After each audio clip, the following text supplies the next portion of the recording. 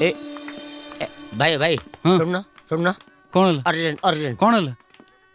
100 ଟଙ୍କା ଦେନା ମଦ ପିଇବି ପାଗଳ ହେଇଯାଇଛ ନା କଣ ବାପା ଅଛନ୍ତି ଏଇଠି ମଦ ପିଇବ ତମେ ଦେବନି ଏଇଠି ଏତେ ଲୋକ ବୁଲୁଛନ୍ତି କାହା ପାଖରୁ ମାଗି ପିଇବି ତୁ ପାଗଳ କୋଠି ଆଜ୍ଞା ନମସ୍କାର ଆଉ ଟିକେ 100 ଟଙ୍କା ଦେଲେ ମଦ ପିଇଥାନ୍ତି ମୁଁ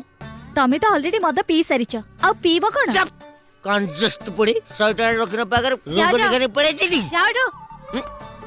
ଆଜ୍ଞା ଟିକେ ଘୁଞ୍ଚି ଆରେ ଆରେ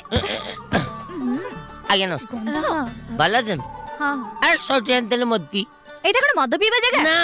ମତେ ପଇସା ଦଉନାହାନ୍ତି ମୁଁ ମୋ ପଦାରେ ଦେଇ ପିଇ ଏଇଟା ପାଗଳଟା ନା କଣ ଯା ଶୀଘ୍ର ଯା ପଳା ଏଠୁ ଯା ପୁରା କହୁଛି ଚିକି ଚିକିଆ ଶାଢୀ ପିନ୍ଧିକି ଆଇଛ 8 ଘଣ୍ଟା ରଖିନ ଛେ ଚପ छी ଆଜ୍ଞା ନମସ୍କାର ଯଦି ସେଇଟା ଟିକେ ବାଜିଗଲା ମୁଁ ଟିକେ ଜାଣିପାରେ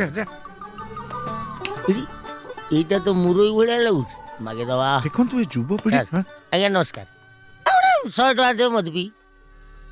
ଆରେ ତୁ କିଏ ମୁଁ ତତେ କାଇଁ 100 ଟଙ୍କା ଦେବି ତୁ ଏ ବାହାଘର ଭିତରକୁ ଆସିଲୁ କେମିତି 100 ଟଙ୍କା ପାଇଁ ଏତିକି କ୍ୱେଶ୍ଚନ ହଁ? ଆପଣଙ୍କ ଜଜ୍ ଆପଣ ପାଗଳଟା କିରେ ତୁ ତତେ ୟା ଭିତରକୁ ଡାକିଲା କିଏ ମୁଁ ଶୁଣେ ସେଇଟା କହିଦେଲେ ମତେ କଣ ଆପଣ 100 ଟଙ୍କା ଦେବେ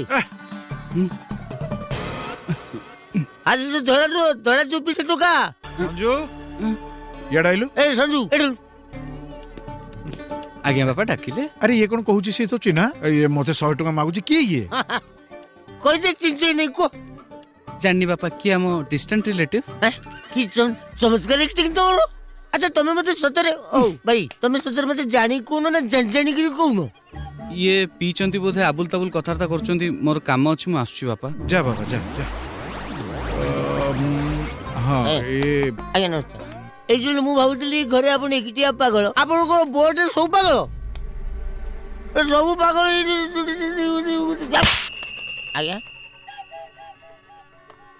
ଗୋଟେ 100 ଟଙ୍କା ଅଛି ଦେବ ଟିକେ ପ୍ଲିଜ